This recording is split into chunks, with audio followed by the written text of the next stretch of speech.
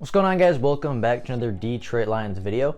Now, today I just wanted to, show some love to some of the forgotten guys on this team. The Detroit Lions this past offseason have brought in a lot of guys, obviously a lot of draft picks, a lot of free agents to replace some of the guys on the defense, some of the guys on the offense, and try to be a more competitive team. And just naturally, when that occurs, some players tend to get forgotten, and I wanted to give some love to those players today. So that's what we're going to be doing. That's what we're going to be talking about today. Is the five forgotten players on this Detroit Lions team. And what I mean when I say forgotten is guys that don't get talked about by the media, don't get talked about by a lot of Lions fans. Just are kind of forgotten about, even though they are very productive and very good players for this organization. So before we do get into the video, if you are new to the channel and are enjoying the content, consider liking the videos and subscribing to the channel. It takes 2 seconds out of your day to make mine, and I would be very, very appreciative to everybody that chooses to do so. But with that being said, let's get to talk about the 5 forgotten players on this roster and kind of give them the respect that they deserve.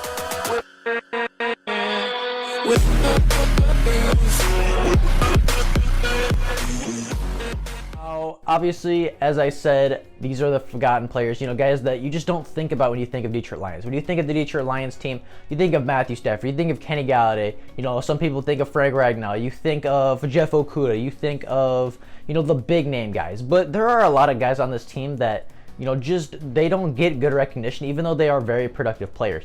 Now, this list is in no particular order. These are just guys that I feel don't get the recognition that they deserve. Starting off at number 5, we have Amani Oruwariye. Now, this guy was a 5th round selection out of Penn State in the 2019 NFL draft. He played in 9 games last year, came in late in the season. He had 2 interceptions, 3 passes defended, and 19 total tackles. Pro Football Focus gave him a 71.4 Pro Football Focus rating, which was very good and is actually the best on the team right now. So if you go back and look at every cornerback's overall Pro Football Focus grade from last season, Amani has the highest, but Amani is not really being talked about.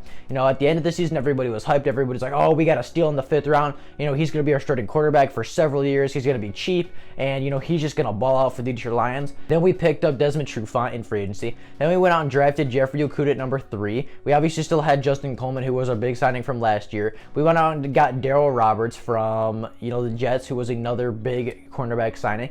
And I feel like Amani just doesn't get talked about anymore. Everybody talks about Desmond Trufant, the new number 1. Everybody talks about Jeffrey Okudah, the number 3 overall pick. Everybody talks about Justin Coleman, the nickel guy that we paid all this money. And I feel like Amani just gets forgotten about because he hasn't been in the news. We didn't draft him. We didn't just sign him. He's just kind of there working hard, but he hasn't done anything flashy in the offseason. Nobody's talking about him, but I think he's going to have a huge role this season. I think he's going to be our cornerback 4, but, just because we have a 4th cornerback doesn't mean that he's not going to play. He's going to rotate with Jeffrey Okudah. He's going to rotate with Desmond Trufant, and when teams go 5 wide, he's going to be out there a lot. I mean, just because he's the 4th corner does not mean he's not going to play. And I guarantee you that Amani Oruwariye is going to get at least 2 to 3 interceptions this year. I guarantee that, he plays much better and he puts his name back in that conversation for best cornerback on the team. Because last year, honestly, if you look at the numbers, if you look at the grades, if you look at everything that he actually did, you could make a legitimate argument that he was the most productive cornerback on this team last year. And I think by the end of the season, he's going to put his name right back in that conversation. And in 2 years, when Desmond Trufant is gone, him and Jeffrey Okudah are going to be locking down the secondary as our 2 young cornerbacks that we keep here for a very long time and have a lockdown secondary. The second player that I want to talk about that doesn't get a lot of respect is Romeo Okwara. Now, I know some people don't like Romeo Okwara. I know some people think that he had 1 good season and that, he's just not that good of a player. That just isn't true. I mean, I understand what you're looking at if you say sacks, but, obviously it's nice to get sacks. It's nice to get that production, but that's not everything. So when I go over these stats, you're going to see just how, he didn't actually have that big of a drop off. Now, in 2018, Romeo Okwara played in 15 games for the Detroit Lions, had 39 total tackles, 7.5 sacks, 8 tackles for loss, 14 quarterback hits, and a forced fumble. Now, he came out in 2019. He played in 14 games for the Lions, had 28 total tackles, 1.5 sacks, 1 tackle for loss, 10 QB hits, and 1 forced fumble. Now, you might say, yeah, that's a huge fall off. He had 6 less sacks. He had a couple less QB hits. He had, 7 less tackles for loss, a lot less tackles, and he only played in 1 less game. But just because he played in 1 less game does not mean he played the same amount of snaps. Now, I went through and I looked at his snap count for the Detroit Lions in 2018 and 2019. In 2018, Romeo Okwara played 716 snaps for the Detroit Lions. That was 73% of their defensive snaps. So he played 73% of the time the defense was on the field. Romeo Okwara was rushing the passer. Last season, he played 606 snaps for the Detroit Lions, which was only 53%. He played 30% less than this season. So, yes, he did have a drop-off, and it was only one game less that he didn't play in, but you can't just look at that. I mean, he played in 30% less snaps. He played in 110 less snaps. In 2018, he played 110 more snaps than he did in 2019. So, I mean, yes, he might have regressed a little bit, but he was playing less. You know, he wasn't on the field as much because we had guys like Trey Flowers. Because we had this, you know, apparently stacked defensive line that was going to wreck the league with Trey Flowers and Snacks and Mike Daniels and Devon Kennard and, you know, all of these pass rushers that we brought in, all these defensive linemen that we thought was going to devastate the league. That didn't happen, and you know, because we had those big names and that, you know, we were trying to get them on the field, Romeo didn't really get as much of a chance this season, and his production dipped. But I think he will have a huge resurgence this season. You know, we saw what he did when Snacks was playing healthy, when Snacks was commanding double teams, like I think Danny Shelton will, and now he has a running mate with Trey Flowers in the building, and I think that he gets back to that 7-sack, you know, season. I think that he's going to have a huge bounce back season. Him and his brother are going to push each other to be better every single game, every single day. They're going to push each other to be better just because they're siblings. You know, you don't want to be worse than your sibling at anything, and that's going to push both of them to be better. But I really think Romeo Okwara has a huge bounce back season because he has a dominant force at D-tackle like Danny Shelton,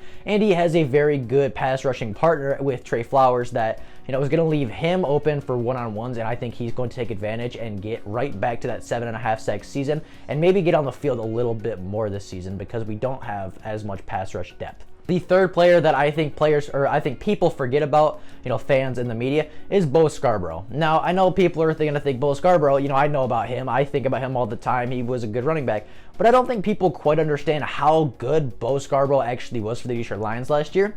Now, Beau Scarbrough was signed on November 16th, 2019, and he played one day later. He was signed to the active roster on the 16th of November. He played the Dallas Cowboys on the 17th of November and had a very good day. I believe he had over 50 yards and a touchdown, which is something only 4 other Detroit Lions running backs have ever done, you know, in their Lions debut.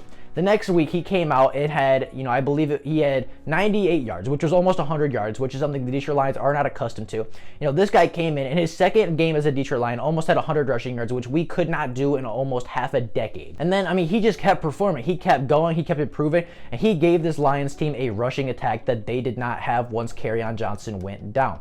Now, Beau Scarbrough last year played in 6 games for the Detroit Lions, had 89 attempts for 377 yards and a touchdown while averaging 4.24 yards a carry. That was one of the best on the team as far, you know, for people that actually, or for running backs that actually got over 80 carries. You know, that was one of the best on the team, and he showed a lot of really good things. And I think people forget about him because we have Kerryon Johnson coming back, who's, you know, supposed to have a breakout season, predicted by a lot of people, including myself. We drafted DeAndre Swift in the 2nd round. We drafted Jason Huntley, the speedy, elusive back, in the 5th round. You know, we still have Ty Johnson, and I feel like people are forgetting about Beau Scarbrough because of all these big name guys and all the guys that we've brought in and are coming back from injury. And I guarantee Beau Scarbrough makes the team, and he has a role. I think he's going to be the goal line back, the short yardage back, so I don't think his stats are going to be crazy next year. You know, I don't think he's even going to have 100 touches. He probably is going to have a couple more touchdowns, and he probably won't have, you know, as much of a yards per carry. But if it's 3rd and 1, who do you want on the goal line? Or if it's 3rd and 1, right? Or you're on the goal line, who do you want? Do you want a huge 6'2" guy and Beau Scarbrough with so much power? Or do you want a DeAndre Swift who's more of an elusive guy? In my opinion, I would want Beau Scarbrough playing that goal line short yardage back, and I think he's going to have a huge role this season keeping the offense on the field, even if his numbers don't look super flashy. So, and I think he did prove himself last year. You know, I think that he is kind of a forgotten running back on this roster just because of all the big names we have coming back from injury or the guys that we drafted. You know, he just kind of gets buried a little bit, and he isn't being talked about, even though he should be. Now, the 4th player is Shaun Hill. Now, I know everybody on this video is going to say that Shaun Hill is a good Lion. He was just injured last year, and that's why nobody's talking about him. But I feel like people really forget about Shaun Hill. Now, in his rookie season, you know, he was a 4th-round pick out of the University of Alabama in the 2018 NFL Draft. In his rookie season, he played in 13 games, had 27 total tackles, 4 tackles for loss, 2 QB hits, 3 sacks, 2 forced fumbles, and a fumble recovery. and everybody was hyped about him going into the next season. And unfortunately in 2019 he was injury prone. He played in 3 games, had 6 tackles, 1 tackle for loss, 0 sacks, 0 forced fumbles, 0 fumble recoveries. Now obviously he's coming back this year, hopefully fully healthy, hopefully ready to rush the passer again as a Detroit Lion. But, people aren't really talking about him. People say we don't have a lot of depth at the defensive line position because I feel like people are forgetting about Shaun Hill. We're pretty much getting a brand new player into Shaun Hill because we did not have him last year for more than 3 games. And in those 3 games, he really didn't play a whole lot or do a whole lot for the defense. If he comes back fully healthy, we're basically getting a brand new guy that we did not have last year. And we're pretty much adding him to that defense that that defensive line.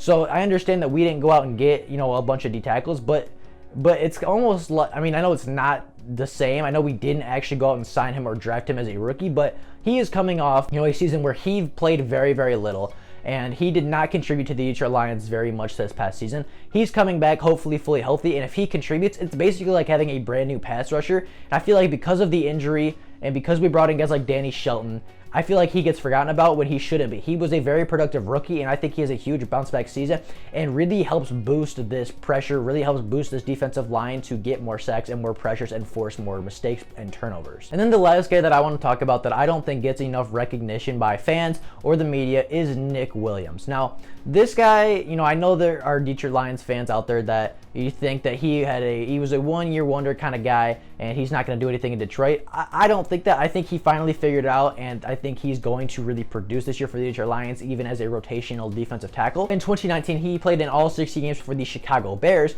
which most Detroit Lions cannot say they did. He had 42 tackles, 5 tackles for loss, 9 quarterback hits, 6 sacks, and 2 fumble recoveries. Now, as I said, that was his breakout season. He did not do a whole lot before that, but I feel like last year he really figured it out. It's not really like it wasn't like everybody on that team was getting sacks. Like, he was earning those sacks. He was working hard. He was pushing the interior of that offensive line of whoever he was playing, and he was getting pressure and getting sacks. And I think they really, I think he does that again in Detroit. We play a lot of similar opponents. We play a lot of the same people that Nick Williams played last year as a member of the Chicago Bears. And I really think he keeps that production up. Maybe he's not going to play as much. I think he's still going to play in 16 games. Maybe he doesn't play as much as he did as a Bear. But I still think he gets good pressure. I still think he gets good, sack numbers. And 6 sacks would have been 3rd on the team last year, only behind Devon Kennard and Trey Flowers. So it's not like we have all these elite pass rushers that we can just throw on the field and he's going to get buried. He's going to get playing time, especially if he can get pressure and get sacks. And I think a lot of people forget about him because he's not even going to be the starting defensive tackle. He was a really cheap guy. He had 1 really good season, but I have faith that this guy is going to have a huge breakout season, and I think that he is going to be great in Detroit. Those are the 5 guys that I think don't get enough respect by the Detroit Lions. I don't think the fans respect them enough. I don't think the media respects them enough. Nobody's talking about these guys. Nobody's giving them praise for anything. And nobody's even recognizing that they are even on the team at this point. And that just isn't fair because all these guys are going to be huge producers and they're going to be huge playmakers for the Detroit Lions come 2020. Mark my words, I guarantee you everybody on this list makes an impact in 2020 and plays a lot and, just helps this team to success. That is all I have for you guys today. If you disagree with my list, if you think some of these guys are not underrated, if you think some of these guys are not forgotten about and I'm just, and they're even overrated if you think. And if I missed anybody that you think is underrated and doesn't get talked about on the Detroit Lions, let me know that down in the comments below. But that is all I have for you guys today. If there is Lions news before tomorrow, I'll obviously make a video letting everybody know. But until then, that is all I have for you guys today. I hope you enjoyed the video. Have an absolutely fantastic day. And I will see all of you in the Detroit Lions video tomorrow. Bye, guys.